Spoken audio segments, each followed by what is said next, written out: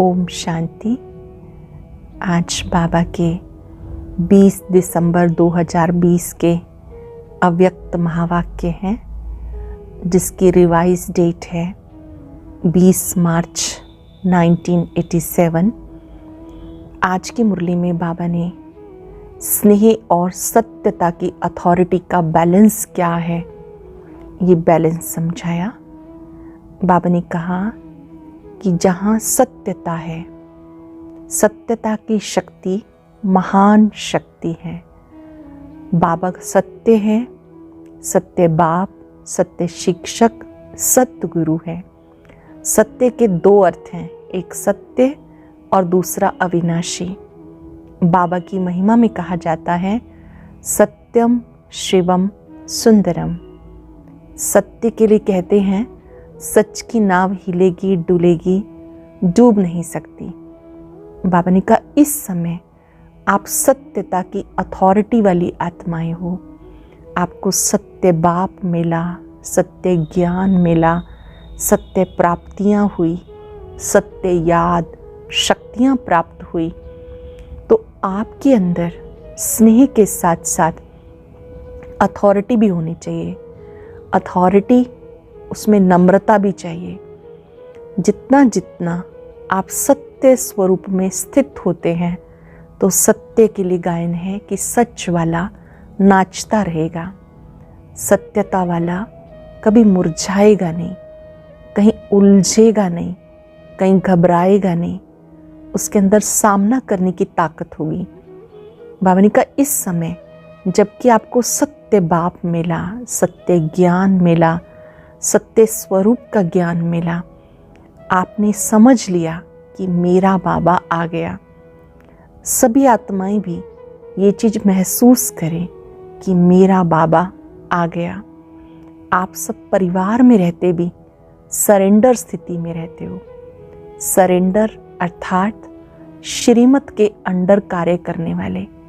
जिसने भी कहा मेरा बाबा, तो वो सर्व प्राप्तियों से भरपूर हो जाता है। बहुत ही सुंदर तथ्य बाबा ने आज की मुरली में स्पष्ट किए और ध्यान खिंचवाया। आप सत्यता की अथॉरिटी वालों को अथॉरिटी के साथ साथ विनम्र भी बन के रहना है। जैसे ब्रह्मा बाबा बच्चों को बच्चे बच्चे भी कहते थे, बोल में अथॉरिटी भी थी और नम्रता भी थी। आपके अंदर भी स्नेह और नम्रता, इनका बैलेंस होना चाहिए। अब हम सुनते हैं बाबा के मधुर महावाक्य। मुरली का सार है स्नेह और सत्यता की अथॉरिटी का बैलेंस। स्नेह और सत्यता की अथॉरिटी का बैलेंस। आज सत्य बाप, सत्य शिक्षक, सत्य गुरु अपने सत्यता के शक्तिशाली सत्य बच्चों से मिलने आए हैं।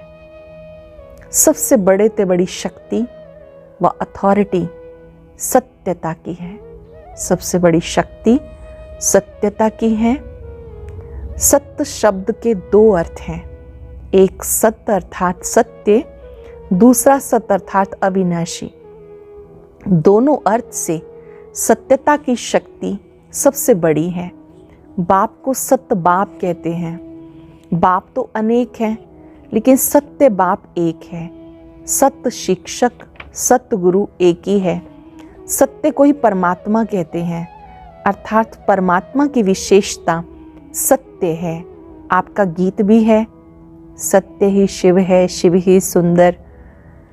दुनिया में भी कहते हैं सत्यम शिवम सुंदरम। साथ साथ बाप परमात्मा के लिए सत्यचित आनंद स्वरूप कहते हैं। आप आत्माओं को सत्यचित आनंद कहते हैं। तो सत्य शब्द की महिमा बहुत गाई हुई है। और कभी भी कोई कार्य में अथॉरिटी से बोलते तो यही कहेंगे मैं सच्चा हूँ, इसलिए अथॉरिटी से बोलता हूँ। सत्य के लिए गायन है सत्य की नाव हिलेगी डुलेगी पर डूब नहीं सकती। आप लोग भी कहते हो सच तो बिट्ठो नच। सच्चा अर्थात सत्यता की शक्ति वाला सदा नाचता रहेगा, कभी मुरझाएगा नहीं। नोट करेंगे अपने पास, सत्य वाला क्या करेगा? सत्यता की शक्ति वाला सदा नाचता रहेगा, कभी मुरझाएगा नहीं, उलझेगा नहीं, घबराएगा नहीं, कमज़ोर नहीं होगा। अच्छे से डबल अंडरलाइन कर लेंगे, खुद को चेक कर लेंगे, क्या मैं भी ऐसा हूँ?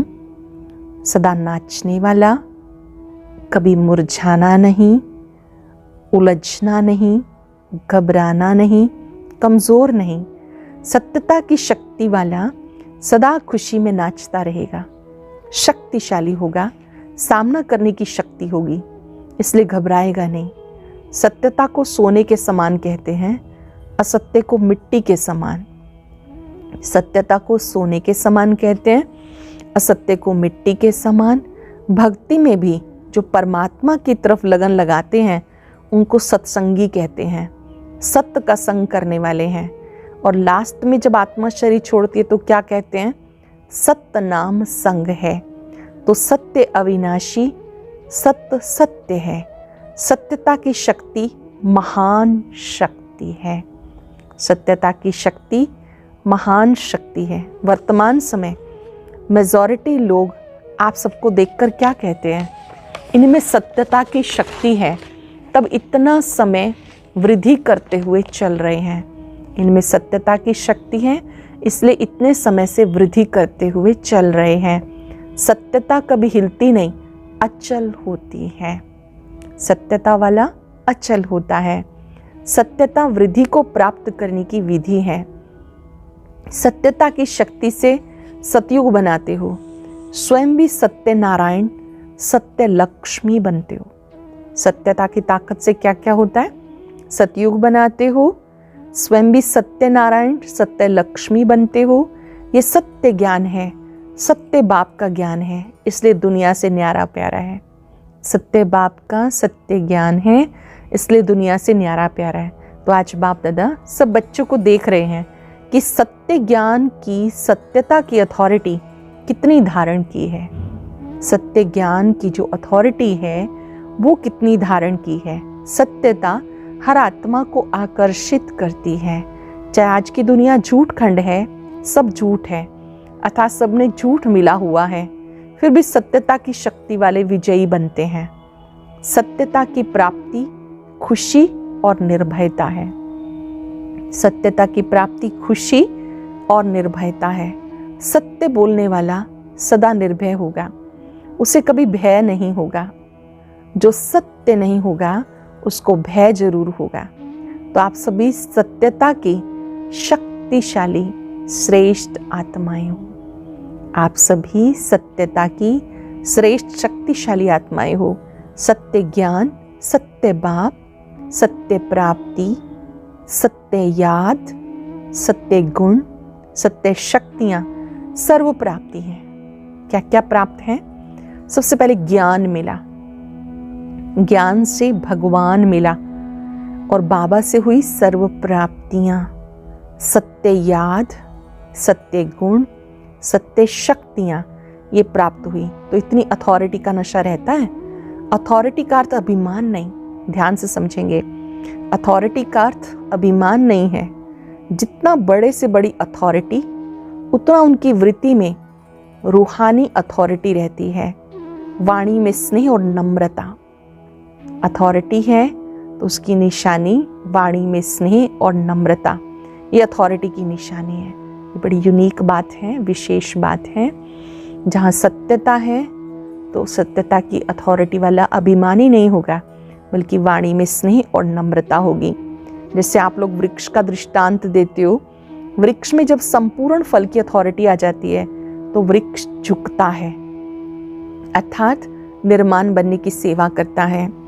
ऐसे रूहानी अथॉरिटी वाले बच्चे, जितनी बड़ी अथॉरिटी उतने निर्माण और सर्व स्नेही होंगे। निर्माण भी होंगे, सर्व के स्नेही होंगे। लेकिन सत्यता की अथॉरिटी वाले निरंकारी होते हैं। सत्यता की अथॉरिटी वाले निरअहंकारी होते हैं। तो अथॉरिटी भी हो, नशा भी हो और निरंकारी भी हो। अथॉरिटी भी हो, नशा भी हो, निरंकारी भी हो। इसको कहते हैं सत्य ज्ञान का प्रत्यक्ष स्वरूप। जैसे इस झूठ खंड के अंदर ब्रह्मा बाप सत्यता की अथॉरिटी का प्रत्यक्ष साकार रूप देखा ना, उनके अथॉरिटी के बोल कभी भी अहंकार की भासना नहीं देंगे। मुरली सुनते हो तो कितनी अथॉरिटी के बोल हैं, लेकिन अभिमान के नहीं। अथॉरिटी के बोल तो हैं लेकिन अभिमान के नहीं। अथॉरिटी के बोल में स्नेह समाया हुआ है, निर्मानता है, निरंकारिता है, इसलिए अथॉरिटी के बोल प्यारे लगते हैं। सिर्फ प्यारे नहीं, प्रभावशाली भी होते हैं। निरंकारिता के बोल, अथॉरिटी के बोल सिर्फ न्यारे नहीं, प्यारे नहीं, प्रभावशाली भी होते हैं। बोल सिर्फ प्यारे नहीं, प्रभावशाली भी होते हैं। फॉलो फादर है ना, सेवा में व कर्म में फॉलो ब्रह्मा बाप है, क्योंकि साकार दुनिया में साकार एग्जाम्पल है, सैंपल है। तो जैसे ब्रह्मा बाप को कर्म में, सेवा में, सूरत से, हर चलन से चलता फिरता अथॉरिटी स्वरूप देखा, ऐसे फॉलो फादर करने वाले में स्नेह और अथॉरिटी, निर्मानता और महानता दोनों साथ साथ दिखाई दे। निर्मानता और महानता दोनों साथ साथ दिखाई दे। ऐसे नहीं सिर्फ स्नेह दिखाई दे, अथॉरिटी गुम हो जाए, या अथॉरिटी दिखाई दे और स्नेह गुम हो जाए। इसे ब्रह्मा बाप को देखा, अभी भी मुरली सुनते हो, प्रत्यक्ष प्रमाण है। बच्चे बच्चे भी कहेगा लेकिन अथॉरिटी भी दिखाएगा। स्नेह से बच्चे भी कहेगा, अथॉरिटी से शिक्षा भी देगा। सत्य ज्ञान को प्रत्यक्ष भी करेंगे, लेकिन बच्चे बच्चे कहते नया सारा स्पष्ट कर देंगे, नया ज्ञान सारा स्पष्ट कर देंगे। इसको कहते हैं स्नेह और सत्यता की अथॉरिटी का बैलेंस। तो वर्तमान समय सेवा में इस बैलेंस को अंडरलाइन करो। सरल शब्दों में जब आप सेवा करते हो तो स्नेह और अथॉरिटी दोनों का संतुलन हो। धरनी बनाने के लिए स्थापना से लेकर अब तक 50 वर्ष पूरे हो गए। विदेश की धरनी भी अब काफ़ी बन गई। भले 50 वर्ष नहीं हुए, लेकिन बने बनाए साधनों पर आए हो, इसलिए शुरू के 50 वर्ष और अब के 5 वर्ष बराबर हैं। डबल विदेशी सब कहते हैं हम last so fast so first हैं, तो समय में भी फास्ट सो फर्स्ट होंगे ना। निर्भय की अथॉरिटी जरूर रखो। एक ही बाप का नया ज्ञान सत्य ज्ञान है। नए ज्ञान से नई दुनिया स्थापन होती है। बाबा का ये नया ज्ञान है, नई दुनिया स्थापन होती है। ये अथॉरिटी और नशा स्वरूप में इमर्ज हो।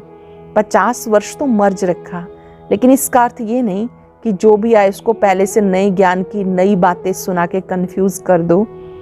ये भाव नहीं। धरनी, नब्ज, समय ये सब देख करके ज्ञान देना, ये नॉलेजफुल की निशानी है। धरनी, नब्ज और समय, आने वाली आत्मा की नब्ज देख करके ज्ञान देना। ठीक समय पर, जिस समय उसको जिस ज्ञान की आवश्यकता है, ये नॉलेजफुल की निशानी है। आत्मा की इच्छा देखो, नब्ज देखो, धरनी बनाओ। अंदर सत्यता के, निर्भयता की शक्ति जरूर हो। लोग क्या कहेंगे ये भय ना हो। निर्भय बन, धरनी भले बनाओ। कई बच्चे समझते हैं ज्ञान तो नया है, कई लोग समझ ही नहीं सकेंगे, लेकिन बेसमझ को ही तो समझाना है ना।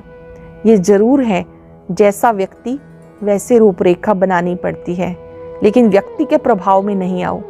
अपने सत्य ज्ञान की अथॉरिटी से व्यक्ति को परिवर्तन करना है। आपके पास सत्य ज्ञान है, सत्य ज्ञान की अथॉरिटी से व्यक्ति को परिवर्तन करना है। ये लक्ष्य नहीं भूलो। अब तक जो किया वो ठीक था, करना ही था, आवश्यक था, क्योंकि धरनी बनानी थी। लेकिन कब तक धरनी बनाएंगे, कितना समय चाहिए? दवाई भी दी जाती है तो पहले ही ज़्यादा ताकत की नहीं दी जाती, पहले हल्की दी जाती है। लेकिन ताकत वाली दवाई दो ही नहीं, हल्की पर ही चलाते चलो, ये भी नहीं करो। किसी कमज़ोर को हाई पावर वाली दवाई दे दी, वो भी रॉन्ग है। किसी को सीधा ही हाई डोज दे दी, वो भी रॉन्ग है। परखने की शक्ति चाहिए, लेकिन अपने सत्य नए ज्ञान की अथॉरिटी जरूर चाहिए। आपकी सूक्ष्म अथॉरिटी की वृत्ति ही उनकी वृत्तियों को चेंज करेगी। आपको सत्य ज्ञान मिला, सत्य बाप मिला, ये आपकी अथॉरिटी की वृत्ति दूसरे की वृत्तियों को चेंज करेगी, यही धरनी बनेगी। और विशेष जब सेवा कर मधुबन तक पहुंचते हो, कम से कम उन्हें जरूर मालूम पड़ना चाहिए इस धरनी पर उनकी भी धरनी बन जाती है। कितनी भी कलराठी धरनी हो, किसी भी धर्म वाला हो, किसी भी पोजीशन वाला हो, लेकिन इस धरनी पर वो भी नरम हो जाता है। और नरम धरनी बनाने के कारण उसमें जो बीज डालेंगे उसका फल सहज निकलेगा। मधुबन में पहुंचते हैं तो वहाँ के वातावरण का भी प्रभाव होता है। तो वहाँ पर बाबा कहते हैं कैसी भी कलराठी जमीन वाला कोई क्यों ना हो, उसमें भी ज्ञान का बीज डालेंगे तो सहज फल निकलेगा। सिर्फ डरो नहीं, निर्भय जरूर बनो, युक्ति से दो। ऐसा ना हो वह आप लोगों को ये उल्हाना दे कि ऐसी धरनी पर भी मैं पहुंचा लेकिन ये मालूम ही नहीं पड़ा कि परमात्म ज्ञान क्या है। परमात्म भूमि पर आकर परमात्मा की प्रत्यक्षता का संदेश जरूर लेके जाए। मधुबन में आते हैं, बाबा कहते परमात्म प्रत्यक्षता का संदेश जरूर लेके जाएं। लक्ष्य अथॉरिटी का होना चाहिए। आजकल के जमाने के हिसाब से नवीनता का महत्व है। फिर भले कोई उल्टा भी नया फैशन निकालते हैं तो भी फॉलो करते हैं। पहले आर्ट देखो कितना बढ़िया था, आजकल का आर्ट उनके आगे जैसे लकीरें लगेंगी। लेकिन मॉडर्न आर्ट पसंद करते हैं। मानव की पसंदगी हर बात में नवीनता है। नवीनता स्वतः ही अपनी तरफ आकर्षित करती है। इसलिए नवीनता, सत्यता, महानता, इसका नशा जरूर रखो। नवीनता, सत्यता, महानता, इसका नशा जरूर रखो। फिर समय और व्यक्ति देख सेवा करो, ये लक्ष्य जरूर रखो। नई दुनिया का नया ज्ञान प्रत्यक्ष करना है। अभी स्नेह और शांति प्रत्यक्ष हुई है। बाप का प्यार के सागर का स्वरूप, शांति के सागर का स्वरूप प्रत्यक्ष किया है। लेकिन ज्ञान स्वरूप आत्मा, ज्ञान सागर बाप है। इस नए ज्ञान को किस ढंग से दें, उसके प्लान्स कब बनाए हैं, कम बनाए हैं। बाबा कहते हैं कि ये नया ज्ञान है, इसको देने के जो प्लान्स हैं विधिवत बनाओ। वह भी समय आएगा जो सबके मुख से आवाज निकलेगा कि नई दुनिया का ज्ञान ये है। अभी सिर्फ अच्छा कहते हैं, नया नहीं कहते। याद करने की सब्जेक्ट को अच्छा प्रत्यक्ष किया है, इसलिए धरनी अच्छी बन गई। और धरनी बनाना पहले आवश्यक कार्य भी जरूरी है। जो किया बहुत अच्छा किया और बहुत किया है, तन मन धन लगा के किया है।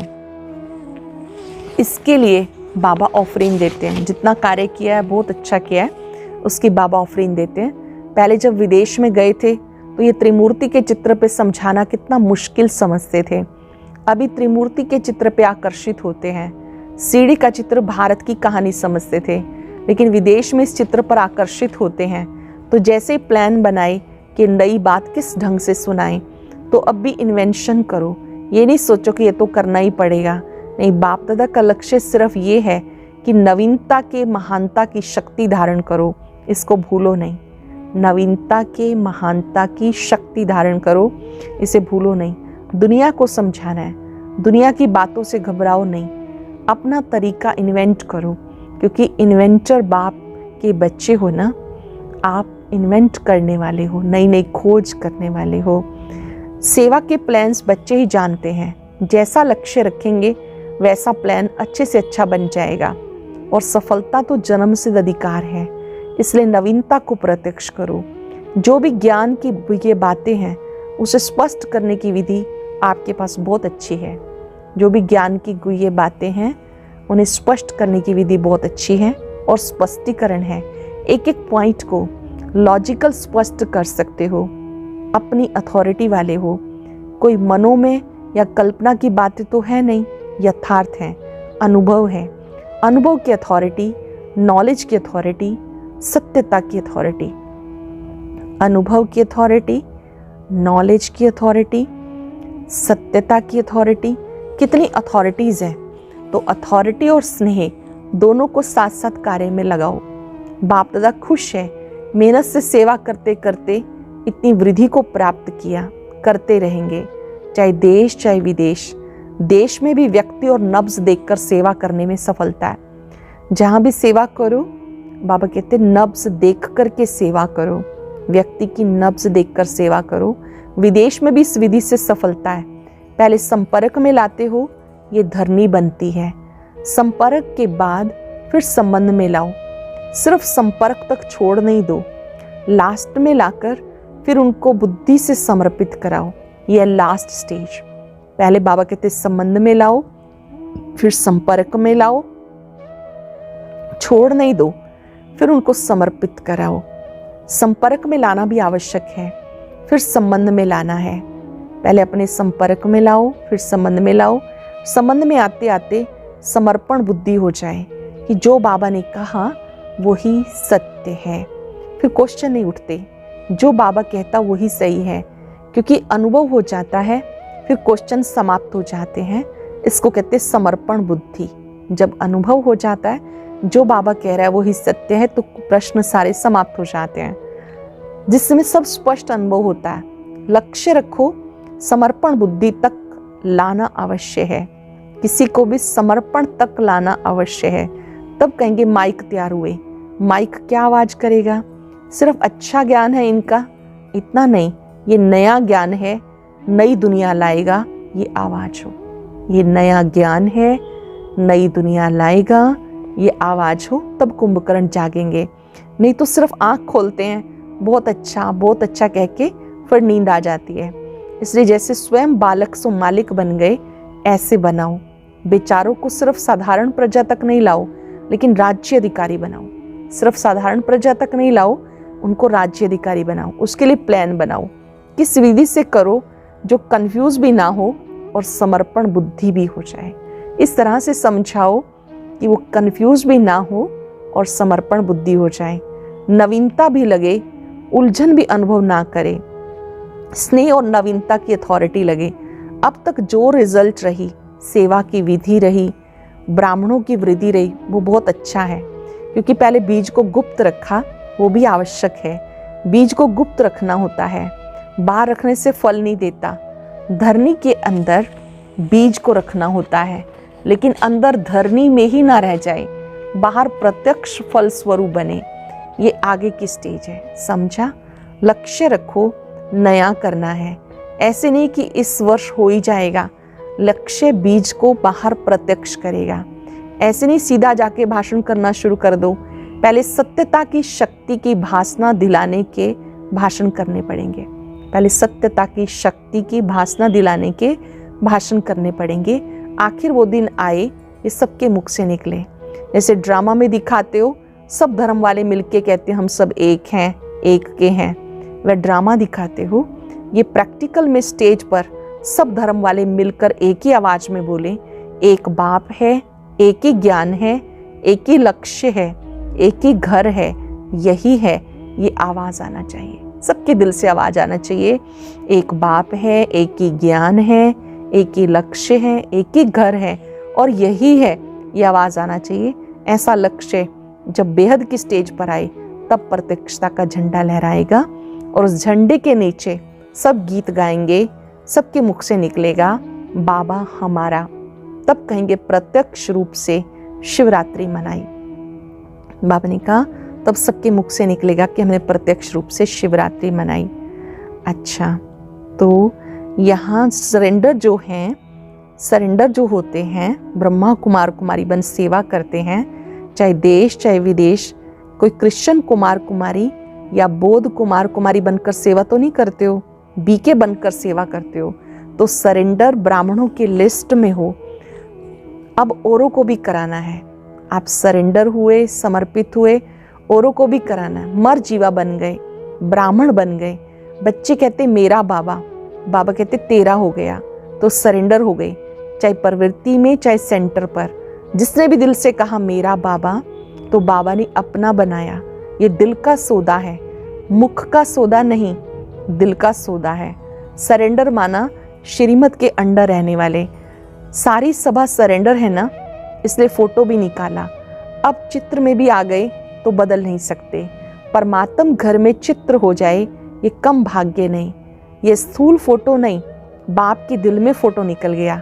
अच्छा, सर्व सत्यता की अथॉरिटी वाली श्रेष्ठ आत्माओं को, सर्व नवीनता और महानता को प्रत्यक्ष करने वाले सेवाधारी बच्चों को, स्नेह और अथॉरिटी के बैलेंस रखने वाले, हर कदम में बाबा द्वारा ब्लेसिंग लेने वाले अधिकारी श्रेष्ठ आत्माओं को, अविनाशी रत्नों को, अविनाशी पार्ट बजाने वालों को, अविनाशी खजाने के बालक सो मालिकों को, विश्व रचता बाप का याद प्यार और नमस्ते। रूहानी बच्चों की रूहानी बाप दादा को नमस्ते, गुड मॉर्निंग, शुक्रिया बाबा, शुक्रिया।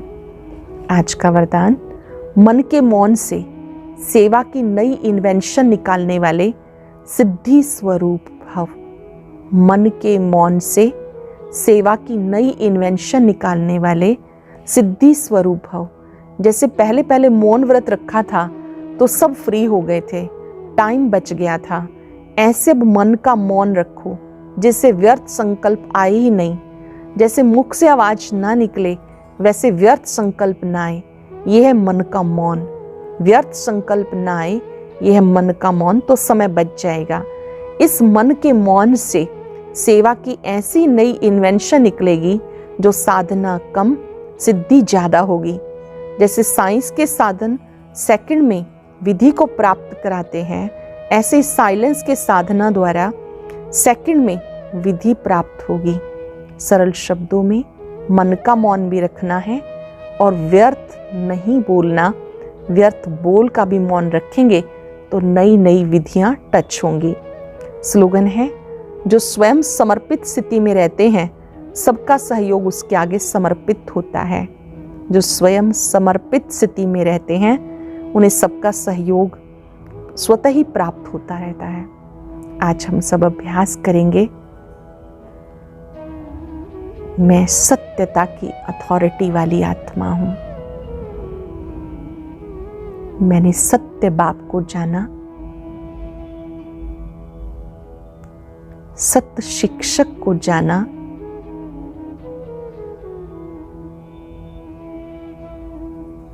सत्य गुरु के द्वारा सत्य वरदानों को प्राप्त किया।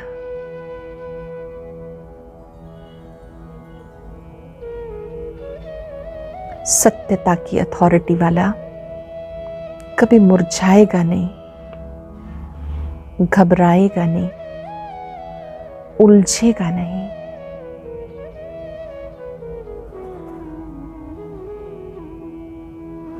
ना ही कभी कमजोर होगा। अभी सत्य बाप पर एकाग्र हो जाएं, महसूस करें मेरा बाबा मेरे साथ है। ओम शांति।